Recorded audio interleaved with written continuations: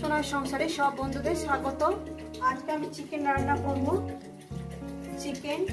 Chicken রান্না করার জন্য আমি এখানে চিকেন নিয়ে নিয়েছি পরিষ্কার করে। আমার পাশে বন্ধু দাঁড়িয়ে আছে, এই যে ও আমার হাতে হাতে করে দিচ্ছে, যে তোমার হাতে ব্যথা বলে বন্ধুরা। আর পাশে ওই সবজি দিয়ে এক পিস চিকেন দিয়ে স্যুপও পর্যন্ত বসিয়ে দিয়েছে, ওটা বাবা খাবে। আর এখানে আমি নিয়ে নিয়েছি আদা রসুন গোটা গরম মশলা শুকনো লঙ্কা, একটা ছোট সাইজের টমেটো দিয়েছি, টমেটো টক বলে আমি অল্প করে দিয়েছি। আর এখানে যে পেঁয়াজ কুচো, 3টে পেঁয়াজ কুচো, আর আলু, আমাদের বাড়িতে আলু খুবই ভক্ত, আলু দিয়েছি। আর এখানে আছে দই, একদম শক্ত সলিড টক দই। এই আমার লেগেছে। রেসিপিটা শুরু করার আগে বলো লাইক করবেন, শেয়ার করবেন। চ্যানেলটা আপনাদের ভালো লেগে গেলে তো সাবস্ক্রাইব করে দেবেন। ঠিক যেভাবে খাই ঠিক আপনাদের সেইভাবে দেখাই। চলুন বন্ধুরা শুরু করি। প্রথমেই আমি কি করব, এই যে টক দইটা নিয়েছি, এই টক দই পরিমাণটা আমি 2 চামচ নিয়েছি, বড় সাইজে 2 চামচ নিয়েছি। আর এখানে আস্তে আস্তে তুলে দেবো আমি আদা রসুন গোটা গরম মশলা। বন্ধুরা রেসিপিটা কিন্তু পুরোটাই দেখবেন, কিন্তু রেসিপিটা আপনাদের ভালো লেগে রেসিপিটা একটু শেয়ার করে দেবেন। এই সুন্দর রেসিপিটা আপনার বন্ধু বান্ধবদের মধ্যে শেয়ার করে দেবেন। আর এগুলো দিয়ে দিলাম। আর ছোট্ট মিক্সার বাটি বলে টমেটোটা, এর মধ্যে টমেটো দিয়ে দেব। আর জিরে ধনের গুঁড়ো, হলুদের গুঁড়ো একসঙ্গে দিয়ে বেটে নেব।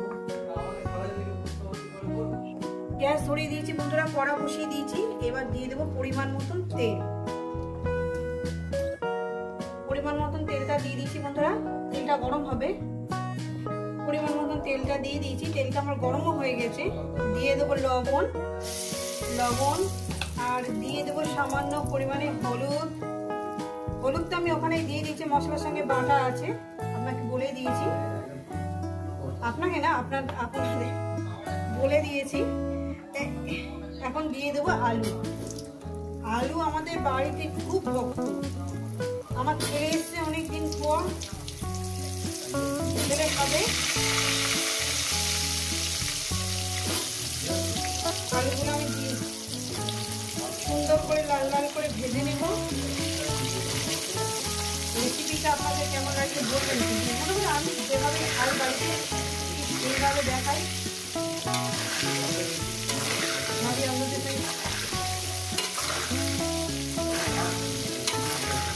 বেশ সুন্দর করে লাল লাল করে ভেজে নেবো। পোড়াবেন না, কোনো কিছু পোড়াবেন না। পোড়ালে কি জানেন তো, পোড়ালে টেস্টটা অন্যরকম হয়ে যায়। তো 6-7 মিনিট ধরে আমি আলুটাকে ভেজে নেব। তো বন্ধুরা আলুটা সুন্দর করে আমি লাল লাল করে ভেজে নিয়েছি। আলুটাকে এবার আমি তুলে নেব। রেসিপিটা কেমন লাগছে বলবেন কিন্তু। আর কেটে কুটে এগুলো যে মশলা গুছিয়ে গাছি দেওয়া সব কিন্তু আমার বন্ধু করেছে। আমার হাতে ব্যথা বলে আমি করতে পারি না ঠিক মতন। ঝাঁক করে খুন্তিটা একটু নাড়ি।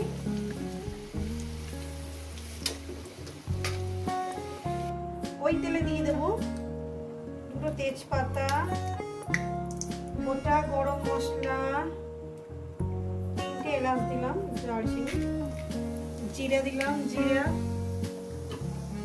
জিরে দিয়ে কয়েক সেকেন্ড ভেজে নেব। ভাজা হয়ে গেছে, দিয়ে দেবো পেঁয়াজ।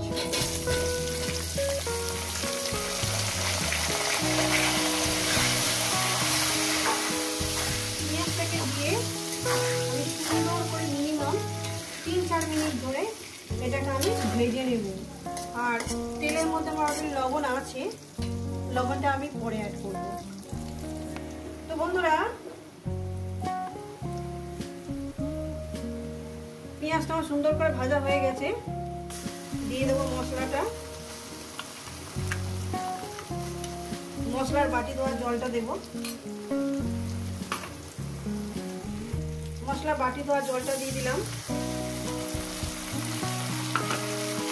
দিয়ে আমি মশলাটাকে মিনিমাম যতক্ষণ না মশলা থেকে সুন্দর একটা গন্ধ বেরোচ্ছে ততক্ষণ আমি মশলাটাকে কষতে থাকবো। আর যেহেতু দই আছে নাড়তে তো হবে, নাহলে ফেটে যাবে।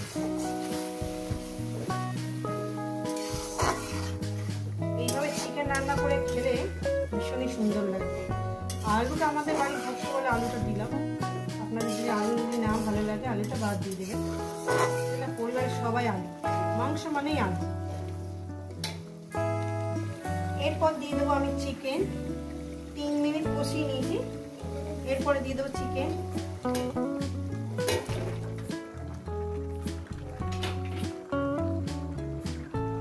চিকেনটাকে দিয়ে এবার শুধু কষার পালা, ঠিক আছে?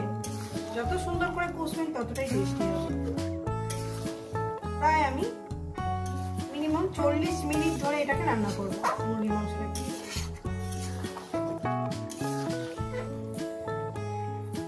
কষানোর মধ্যে লবণটা দেব।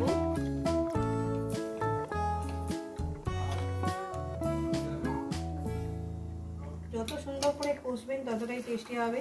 কালারটা কি দারুণ এসছে বন্ধুরা, দেখুন। সত্যি নাড়তে অসুবিধা হচ্ছে, আমি ঠিক নাড়তে পারছি না, যেহেতু আমার হাতে প্রচন্ড ব্যথা। আমার বন্ধু এসে মাঝে মাঝে নেড়ে দিয়ে যাচ্ছে, সেটা দেখাতে পারছি না।